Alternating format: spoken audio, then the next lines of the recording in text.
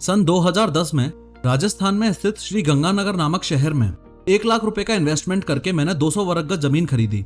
आज उस जमीन की कीमत 5 लाख रुपए है, लेकिन 2010 में यही 1 लाख रुपए मैंने उस जमीन में इन्वेस्ट ना करके अगर बिटकॉइन में इन्वेस्ट किए होते तो आप अंदाजा भी नहीं लगा सकते कि आज उस 1 लाख रुपए की कीमत कितनी होती, 10,000 करोड़ रुपए।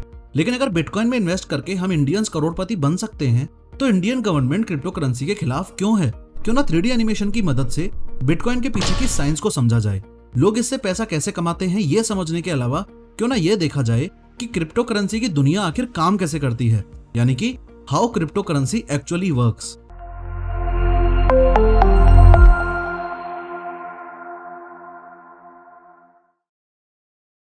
This video is sponsored by master 3D with professor. इस best rated 3D animation course के बारे में इस वीडियो में आगे बात करेंगे। सबसे पहले तो ये समझो कि मनी इक्वल्स टू वैल्यू।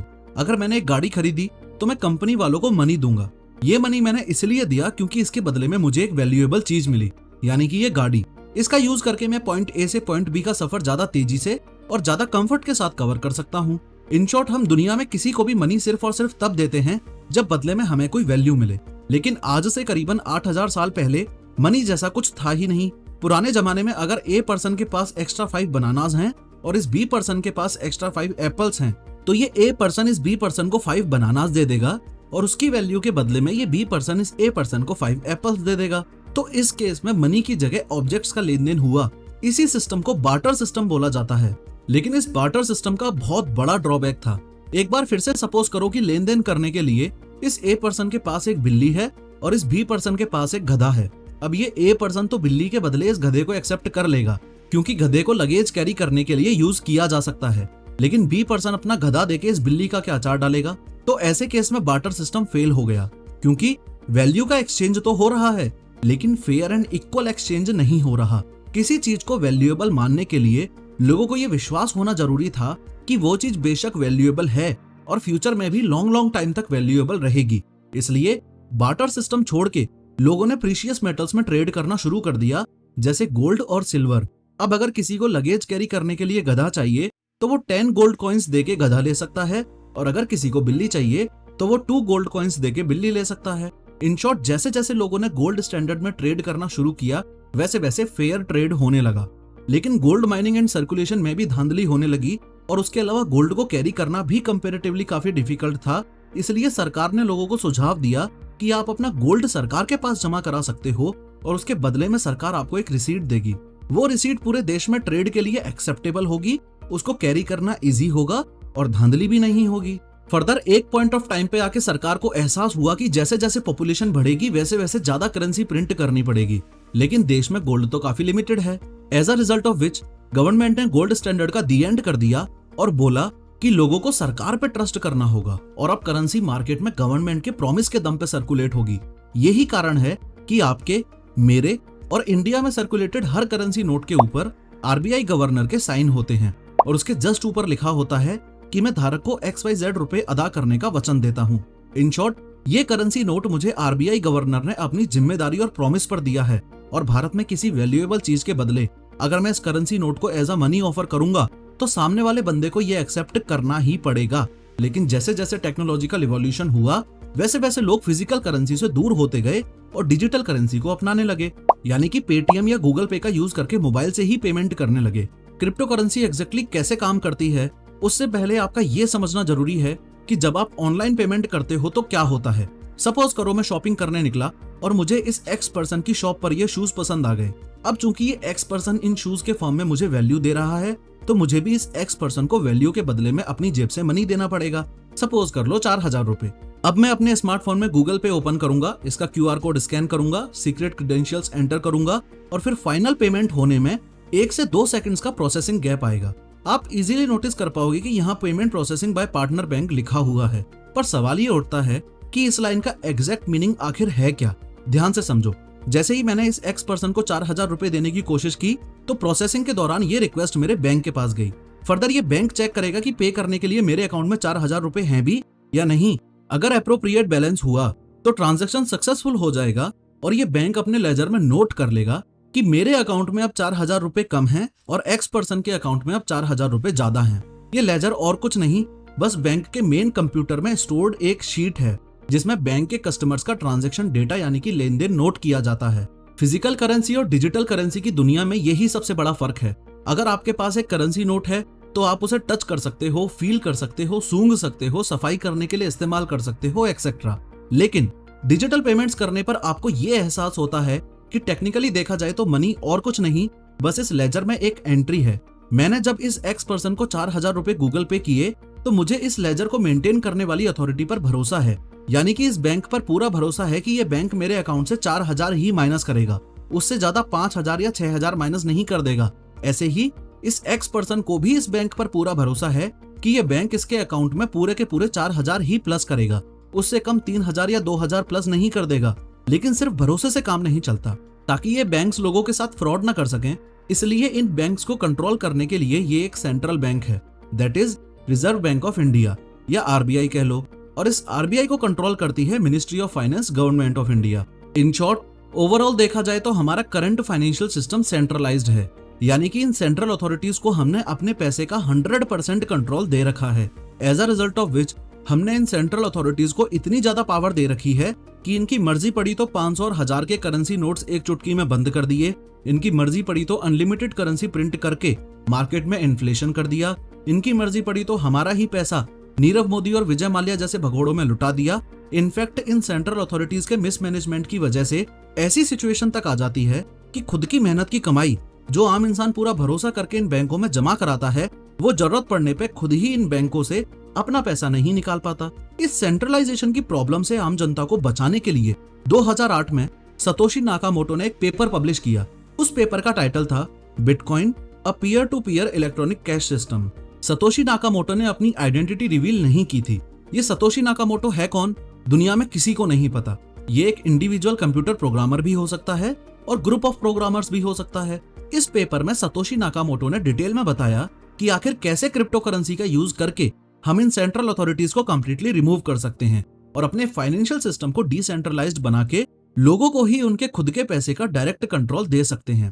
जो लोग आज भी बिटकॉइन और क्रिप्टो करेंसी में कंफ्यूज हो जाते हैं, उनको बता दूं कि फिलहाल मार्केट में 10,000 से भी ज्यादा क्रिप्टो करेंसी सर्कुलेशन में हैं। लेकिन इस वीडियो में हम सिर्फ बिटकॉइन की साइंस को समझेंगे। बिटकॉइन एक टाइप की क्रिप्टो करेंसी है जो कि दुनिया में मोस्ट फेमस और सबसे पुरानी क्रिप्टो करेंसी है। ऐसे ही एथेरियम भी एक टाइप की क्रिप्टो करेंसी है, ऐसे ही डोजकॉइन भी, ऐसे ही बाइनेंस भी, ऐसे ही टेथर भी, and the list goes on. Bitcoin के वर्किंग मैकेनिज्म को समझने के लिए एक बार फिर हम अपने शूज वाले एग्जांपल पर चलते हैं। इस वीडियो को पब्लिश करते वक्त बिटकॉइन की वैल्यू 40 लाख रुपए से भी ज्यादा है, लेकिन कुछ देर के लिए सपोज कर लेते हैं कि एक बिटकॉइन की वैल्यू इन शूज के बराबर है, यानी कि 4,000 रुपए, जो कि साल 2013 में थी। आगे ध्यान से समझना। इस एक्स पर्सन ने मुझे शूज दिए और उसके बदले में मैं अपने मोबाइल से इसके मोबाइल में एक बिटकॉइन ट्रांसफर कर दूंगा। अब शूज के लिए किए गए इस ट्रांजैक्शन को किसी न किसी लेजर में नोट तो करना पड़ेगा ना। अपने फाइनेंशियल सिस्टम को डिसेंट्रलाइज बनाने के लिए जोश जोश में हमने सेंट्रल अथॉरिटी को यानी कि इस बैंक को बीच में से रिमूव तो कर दिया, लेकिन अभी भी सबसे बड़ा सवाल ये है कि इस लेजर को आखिर मेंटेन करेगा कौन। याद है कुछ देर पहले मैंने आपको बताया था कि सतोशी नाकामोटो ने 2008 में बिटकॉइन का पेपर पब्लिश किया था। उस पेपर का टाइटल अगर आपको फिर से दिखाऊं तो यहाँ लिखा हुआ है peer to peer electronic cash system. Peer to peer का मतलब ये हुआ कि अब इस लेजर को कोई भी सेंट्रल अथॉरिटी मेंटेन नहीं करेगी, बल्कि हर वो इंसान जो बिटकॉइन का लेन देन कर रहा है, जो बिटकॉइन नेटवर्क का हिस्सा है, वो इस लेजर को मेंटेन करेगा। सपोज कर लो मेरे और इस एक्स पर्सन के अलावा ये ए, बी, सी, डी, ई यानी कि टोटल 5 लोग और हैं जो बिटकॉइन नेटवर्क का पार्ट हैं। तो ये लेजर जिसमें लिखा हुआ है कि Kishore paid 1 bitcoin to x, इस लेजर की कॉपी हर किसी को दे दी जाएगी और हर कोई इस लेजर को मेंटेन करेगा। इन शॉर्ट, जब तक ये लेजर बैंक के द्वारा मेंटेन किया जाता था और सिर्फ उसके मेन कंप्यूटर में ही था, तब तक ये प्राइवेट लेजर था। लेकिन अब चूंकि हर किसी के पास इस लेजर की कॉपी है, तो ये पब्लिक लेजर बन चुका है। फर्दर नेक्स्ट टाइम जब मैं इस एक्स पर्सन से 40,000 रुपए की टीवी खरीदूंगा तो मैं अपने लेजर में नोट कर लूंगा कि Kishore paid 10 bitcoins to X. ऐसे ही एक्स पर्सन भी वेरीफाई करके अपने लेजर में नोट कर लेगा कि Kishore paid 10 bitcoins to X. Similarly ये A, B, C, D, E people भी वेरीफाई करके अपने अपने लेजर्स में नोट कर लेंगे कि Kishore paid 10 bitcoins to X. लेकिन थोड़ा भी दिमाग लगा के सोचा जाए तो यहाँ बहुत सारी प्रॉब्लम्स आ रही हैं। पहली प्रॉब्लम ये कि वेरीफाई करके लेजर में एंट्री करने के लिए in the very first place इस एक्स पर्सन को और इन ABCDE लोगों को ये पता कैसे चलेगा कि मेरे पास शूज खरीदने के लिए 1 बिटकॉइन और टीवी खरीदने के लिए 10 बिटकॉइंस हैं भी या नहीं। दूसरी प्रॉब्लम ये कि इस बात की क्या गारंटी है कि ये ABCDE लोग जो बिटकॉइन नेटवर्क का हिस्सा हैं, ये अपने अपने लेजर्स में करेक्ट एंट्री ही करेंगे। तीसरी और सबसे बड़ी प्रॉब्लम ये कि इस एक्स पर्सन को इस लेजर से छेड़छाड़ करने से कौन रोकेगा। दैट इज, इस एक्स पर्सन की मर्जी होगी तो ये लेजर में एंट्री कर देगा कि किशोर विल पे 100 बिटकॉइंस टू एक्स। ऐसे ही सी भी अपने लेजर में लिख देगा कि किशोर will pay 200 bitcoins to X. In short, जब फाइनेंशियल सिस्टम सेंट्रलाइज्ड था तब भी ट्रस्ट पे चल रहा था। हम इस बैंक पे ट्रस्ट कर रहे थे कि ये बैंक हमारे लेजर को एक्यूरेटली मेंटेन करेगा, और डिसेंट्रलाइज करने के बाद भी अब लोगों पे ट्रस्ट कर रहे हैं कि ये लोग हमारे लेजर को एक्यूरेटली मेंटेन करेंगे। लेकिन सतोशी नाकामोटो का मकसद कुछ और ही था। इस ब्लाइंड ट्रस्ट वाले सिस्टम से बचने के लिए उस पेपर में सतोशी नाकामोटो ने ट्रस्टलेस डिसेंट्रलाइज्ड फाइनेंशियल सिस्टम का आइडिया दिया, और इस आइडिया को एग्जीक्यूट करने के लिए ब्लॉकचेन टेक्नोलॉजी का प्रैक्टिकल यूज बताया। याद रखना, ये ब्लॉकचेन वर्ड इस वीडियो का मोस्ट इंपोर्टेंट वर्ड है। In fact blockchain technology extremely revolutionary है, और आने वाले 10 से 20 सालों में ये ब्लॉकचेन टेक्नोलॉजी पूरी की पूरी टेक दुनिया को बदल के रख देगी। बिटकॉइन ट्रांजैक्शन में ब्लॉकचेन टेक्नोलॉजी का यूज कैसे किया जाता है, इस बात को समझने के लिए एक बार फिर अपने शूज वाले एग्जांपल पर चलते हैं। इस एक्स पर्सन से मैंने शूज परचेज किए और उसके बदले में मैं इसको 1 बिटकॉइन ट्रांसफर करूंगा। ये जो 1 बिटकॉइन का ट्रांजैक्शन हुआ उसको मैं अपने लेजर में नोट करूंगा, और इस बार इस लेजर को ओपनली डिस्ट्रीब्यूट करने की जगह मैं एक ऑनलाइन ब्लॉक में स्टोर करूंगा। ब्लॉकचेन टेक्नोलॉजी में यूज होने वाला ये ब्लॉक टोटल 3 सेक्शन से मिलकर बनता है। पहले सेक्शन में स्टोर होता है ट्रांजैक्शन डेटा, यानी कि ये लेजर। दूसरे सेक्शन में स्टोर होता है हैश।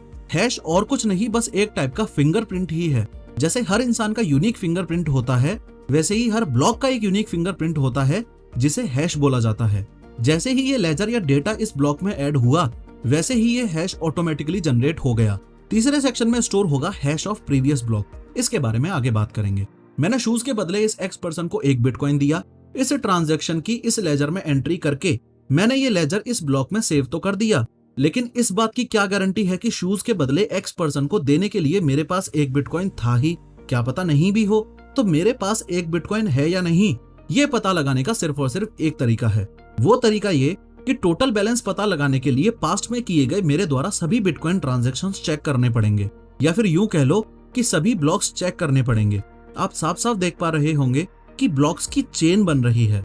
यही रीजन है कि बिटकॉइन में ब्लॉकचेन टेक्नोलॉजी यूज होती है। ऐसे ही केस में जब इस ब्लॉक को वैलिडेट करना हो, यानी कि चेक करना हो, तब ये बिटकॉइन माइनर्स काम आते हैं। जैसे गोल्ड लिमिटेड अमाउंट में है और उसे अर्थ से ढूंढ निकालने के लिए माइनिंग करनी पड़ती है, सिमिलरली बिटकॉइन भी लिमिटेड अमाउंट में है और उन्हें जनरेट करने के लिए बिटकॉइन माइनिंग करनी पड़ती है। बिटकॉइन के वर्किंग मैकेनिज्म के हिसाब से मेरे शूज के ट्रांजैक्शन वाले इस ब्लॉक को वैलिडेट करने का सिर्फ और सिर्फ एक तरीका है, कुछ एक्सट्रीमली कॉम्प्लेक्स मैथमेटिकल पजल्स को सॉल्व करना। Important point two note here is, ये पजल माइनर्स मैनुअली खुद सॉल्व नहीं करते, बल्कि अपने अपने एक्सट्रीमली पावरफुल कंप्यूटर्स का यूज करते हैं पजल सॉल्व करने के लिए। इतनी कंप्यूटिंग पावर यूज होगी तो इलेक्ट्रिसिटी बिल बहुत ज्यादा आएगा और मशीन की वैल्यू भी ओवर टाइम कम होती जाएगी। इसलिए इन बिटकॉइन माइनर्स को ब्लॉक्स वैलिडेट करने के बदले में इनाम के रूप में कुछ बिटकॉइंस दे दिए जाते हैं। माइनर्स ने जैसे ही मेरा ब्लॉक वैलिडेट किया, तो अब मैं इस ब्लॉक को पूरे बिटकॉइन नेटवर्क में बांट सकता हूँ। नोट करना कि इस ब्लॉक की कॉपी सिर्फ हमारे पास ही नहीं, बल्कि इन बिटकॉइन माइनर्स के पास भी रहेगी, क्योंकि ये भी तो बिटकॉइन नेटवर्क का ही पार्ट है। फर्दर फ्यूचर में अगर इस एक्स पर्सन से एक टीवी परचेज करूंगा तो उसके बदले इसे 10 बिटकॉइंस दूंगा। ये ट्रांजैक्शन डेटा मैं एक न्यू लेजर में नोट करूंगा, उसे एक न्यू ब्लॉक में स्टोर करूंगा, फिर ये माइनर्स इस ब्लॉक को वैलिडेट करेंगे। वैलिडेट करने के बदले इन्हें कुछ बिटकॉइंस मिलेंगे। लास्ट में वैलिडेशन के बाद मैं इस ब्लॉक को अगेन सबके पास फॉरवर्ड कर दूंगा, और जो लोग भी बिटकॉइन नेटवर्क का हिस्सा हैं वो सब इस ब्लॉक को अपनी अपनी चेन में ऐड कर लेंगे। ऐसे ही अगर डी ने ई को 4 बिटकॉइन भेजे तो डी इस ट्रांजैक्शन डेटा को न्यू लेजर में नोट करेगा, उसे एक न्यू ब्लॉक में स्टोर करेगा, फिर ये माइनर्स उस ब्लॉक को वैलिडेट करेंगे, फिर लास्ट में हम सब उस ब्लॉक को एक्सेप्ट करके अपनी अपनी चेन में ऐड कर लेंगे, और ये साइकिल कुछ इस तरीके से चलती जाएगी चलती जाएगी चलती जाएगी। चलो, एक मेजर प्रॉब्लम तो सॉल्व हो गई, लेकिन दूसरी प्रॉब्लम ये है कि ये ब्लॉक ओनर्स कभी भी ब्लॉक को एडिट करके उसके लेजर में, यानी कि फर्स्ट सेक्शन में चेंजेस कर सकते हैं। फॉर एग्जाम्पल, सपोज करो ये सी एक हैकर या चोर टाइप का इंसान है। अब बिटकॉइन नेटवर्क का हिस्सा होने के नाते इसके पास पूरा हक है कि ये ब्लॉक को ओपन करके लेजर में चेंजेस कर सकता है।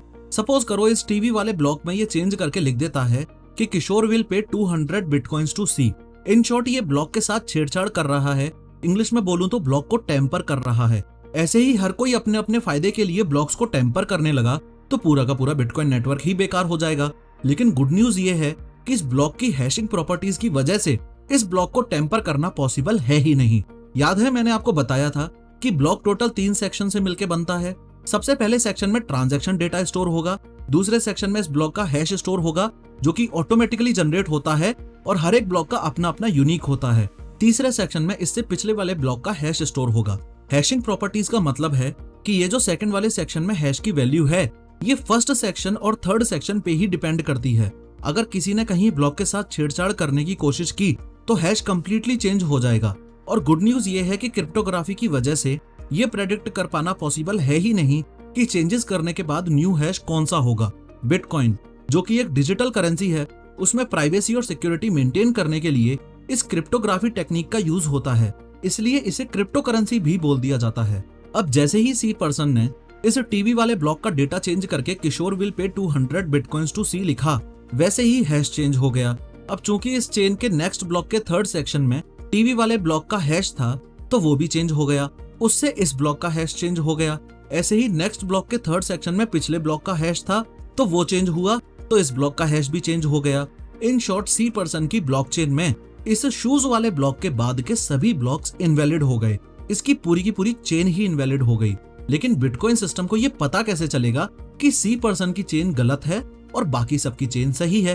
तो सुनो, बिटकॉइन ऐसे केस में मेजोरिटी को अकाउंटेबल मान के चलता है। यहाँ पे मेजोरिटी ऑफ ब्लॉकचेन्स सिमिलर हैं, लेकिन चूंकि सिर्फ सी पर्सन की ब्लॉकचेन ही डिफरेंट है, इसलिए बिटकॉइन नेटवर्क इस सी पर्सन की ब्लॉकचेन को टेम्पर्ड मान के इग्नोर कर देगा। और सी के अलावा ये जो रिमेनिंग बंदे हैं, इन अदर वर्ड्स ये जो रिमेनिंग नोड्स हैं, इनके साथ बिटकॉइन के आगे वाले ट्रांजैक्शन वैसे ही होते रहेंगे जैसे हो रहे थे। गवर्नमेंट क्रिप्टो करेंसी को बैन क्यों करना चाहती है, ये बात बताने से पहले इस बात को समझो कि बिटकॉइन में आपको वही पैसा इन्वेस्ट करना चाहिए जो आप लूज करने के लिए तैयार हो। और ऐसा इसलिए बोला जाता है क्योंकि बिटकॉइन मार्केट काफी ज्यादा रिस्की और वॉलेटाइल है। लेकिन गुड न्यूज ये है कि 3D इंडस्ट्री का मार्केट ना ही रिस्की है और ना ही वॉलेटाइल। अपनी 3D स्किल्स में अगर आप कुछ रुपए इन्वेस्ट करोगे तो करियर सिक्योर होना तय है। जिस क्लैरिटी के साथ मैंने आपको ये बिटकॉइन का कॉन्सेप्ट समझाया, उससे भी ज्यादा क्लैरिटी के साथ मैंने 3D सिखाने के लिए एक ट्रेनिंग प्रोग्राम लॉन्च किया है। अगर ये सीखना चाहते हो कि ये 3D एनिमेटेड वीडियोस आखिर बनती कैसे हैं, तो अभी की अभी स्क्रीन पे दिखाए गए व्हाट्सएप नंबर पे मैसेज करके master 3D with professor premium training programme में अपनी सीट बुक करो। याद है मैंने आपको बताया था कि क्रिप्टो करेंसी का सबसे पहला टारगेट है अपने फाइनेंशियल सिस्टम को डिसेंट्रलाइज करना। अगर और इजी लैंग्वेज में बोलूं तो जो बैंक्स, RBI और गवर्नमेंट हमारे फाइनेंशियल सिस्टम को कंट्रोल करती हैं, इन सेंट्रल अथॉरिटीज को रिमूव करना। एक तो ये रीजन है कि गवर्नमेंट क्रिप्टो के खिलाफ है, दूसरा और इम्पोर्टेंट रीजन ये है कि क्रिप्टो को रेगुलेट करने वाला कोई नहीं है। अगर पैसे के लेन देन को देखने वाला कोई होगा ही नहीं तो भारत में बैठे बैठे हमला करवाने के लिए आतंकवादियों को कोई भी बिटकॉइन भेज सकता है, ड्रग्स के लिए कोई भी बिटकॉइन में पे कर सकता है, और इतने सारे इलीगल काम करने के बाद भी एक्यूज्ड पकड़ा ही नहीं जाएगा क्योंकि बिटकॉइन ट्रांजैक्शन करते वक्त आपकी प्राइवेसी भी तो मेंटेन करके रखता है ना। ये ही दी मोस्ट इंपोर्टेंट रीजन है कि सरकार क्रिप्टो करेंसी को बैन क्यों करना चाहती है। Thank you for watching. और हाँ, वो श्रीगंगानगर वाली जमीन बिकाऊ है, किसी को परचेज करनी हो तो इंस्टा पे मैसेज कर देना। प्लस ब्लॉकचेन टेक्नोलॉजी और बिटकॉइन माइनिंग पर डेडिकेटेड 3D एनिमेटेड वीडियो चाहिए तो कमेंट में जरूर बताना।